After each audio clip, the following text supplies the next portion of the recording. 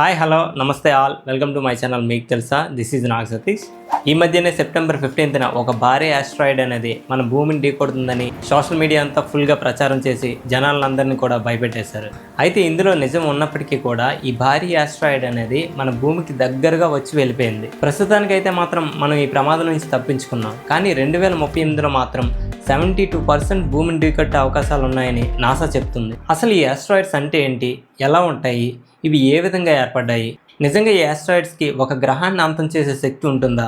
ఈ విషయాలన్నీ తెలుసుకునే ముందు ఫస్ట్ టైం మన ఛానల్ చూస్తున్న వాళ్ళైతే మాత్రం ఫాలో చేయడం మర్చిపోకండి, అలాగే లైక్ చేయడం కూడా మర్చిపోకండి. యాక్చువల్గా యూనివర్స్లో చాలా ప్లానెట్స్ ఉంటాయని మనందరికీ తెలుసు కదా. ఈ ప్లానెట్స్ అనేవి ఒకదానికొకటి కొలైడ్ అయినప్పుడు మాత్రమే ఈ ఆస్ట్రాయిడ్స్ అనేవి ఫామ్ అవుతాయి. అయితే ఈ ఆస్ట్రాయిడ్స్ అన్నీ కూడా ఒకే ఆకారంలో ఉంటాయని కూడా చెప్పలేం. ఎందుకంటే కొన్ని చిన్నగా ఉండొచ్చు, మరికొన్ని చాలా పెద్ద ఆస్ట్రాయిడ్స్ కూడా ఉండొచ్చు. సాధారణంగా ఈ ఆస్ట్రాయిడ్స్ అన్నీ కూడా మార్స్ అండ్ జూపిటర్ ఆర్బిట్లో ఉన్నటువంటి ఆస్ట్రాయిడ్ బెల్ట్లో తిరుగుతూ ఉంటాయి. మన భూమి సూర్యుని చుట్టూ ఎలా అయితే తిరుగుతుందో అదేవిధంగా ఇవన్నీ కూడా ఈ ఆస్ట్రాయిడ్ బెల్ట్లో తిరుగుతూ ఉంటాయి. అయితే ఈ ఆస్ట్రాయిడ్స్ సైజుని బట్టి మనకు జరిగే నష్టాన్ని అనేది మనం అంచనా వేయచ్చు. అయితే ఈ ఆస్ట్రాయిడ్స్ మన భూమి మీద పడినప్పుడు మన భూమి అంతమైపోతుందా అంటే దానికి సమాధానం ఆ ఆస్ట్రాయిడ్ సైజుని బట్టి జరిగే నష్టాన్ని అనేది మనం అంచనా వేయచ్చు. అది ఎలా అనేది మీకు ఇప్పుడు ఒక ఎగ్జాంపుల్ చూపిస్తా. ఒక 50,000 ఇయర్స్ బ్యాక్ అమెరికాలోని ఉత్తర ఆరిజోనాలో ఒక ఆస్ట్రాయిడ్ పడింది. ఈ ఆస్ట్రాయిడ్ సుమారుగా 1 మైల్ వెడల్పు ఉంటుందన్నమాట. అతి వేగంతో దూసుకొచ్చిన ఈ ఆస్ట్రాయిడ్ మన భూమి మీద పడడం వల్ల సుమారుగా 600 ఫీట్ గొయ్యి అనేది ఏర్పడింది. అయితే ఇది మన భూమి మీద పడినప్పుడు జరిగిన నష్టం అనేది అంతగా ఎక్కువేమి కాదు. కానీ నేను ఇప్పుడు చెప్పబోయే ఆస్ట్రాయిడ్ అనేది మీ అందరికీ తెలిసే ఉంటుంది. సుమారు 6 కోట్ల సంవత్సరాల క్రితం భూమిని ఒక భారీ ఆస్ట్రాయిడ్ అనేది ఢీకొట్టింది. ఇలా ఢీకొట్టినప్పుడు ఏర్పడే విస్ఫోటనం అనేది కొన్ని వేల హైడ్రోజన్ బాంబులను కలిపి వేస్తే ఎంత విస్ఫోటనం అయితే ఏర్పడుతుందో అంత భారీగా విస్ఫోటనం భూమి మీద ఏర్పడింది.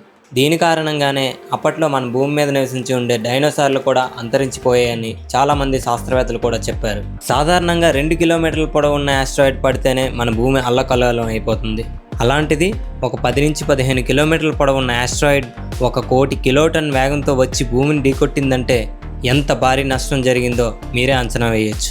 అందుకే ఈ ఆస్ట్రాయిడ్ ఢీకొట్టడం వలన మన భూమి మీద 75% జీవరాశులు అనేవి పూర్తిగా అంతరించిపోయాయి.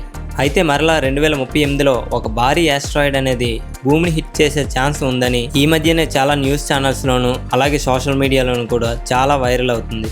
అయితే దీని మీద నాసా చేసిన సిమ్యులేషన్ ఎక్సర్సైజ్ బట్టి చూస్తే మనకి ఇంకొక 100 ఏళ్ల వరకు కూడా ఆస్ట్రాయిడ్ వలన ఎలాంటి థ్రెట్ ఏమీ లేదని మనందరం ధీమాగా ఉండొచ్చని చాలా వరకు చెప్తున్నారు. కాకపోతే ఇలాంటి ఆస్ట్రాయిడ్స్ ఏమైనా సరే మన భూమి వైపుగా వస్తే వాటిని ఏ విధంగా దారి మళ్లించాలి, లేదంటే దాన్ని హిట్ చేసి ఇంకేమైనా చేయొచ్చా అనే దాని మీద నాసా ఇప్పుడు వర్కౌట్ చేస్తుందన్నమాట. సో దీన్ని బట్టి చూసుకుంటే 2038లో ఈ ఆస్ట్రాయిడ్ వలన ఎలాంటి భయం పెట్టుకోవాల్సిన పని లేదని, అలాగే చాలా ధీమాగా ఉండొచ్చని తెలుస్తుందన్నమాట.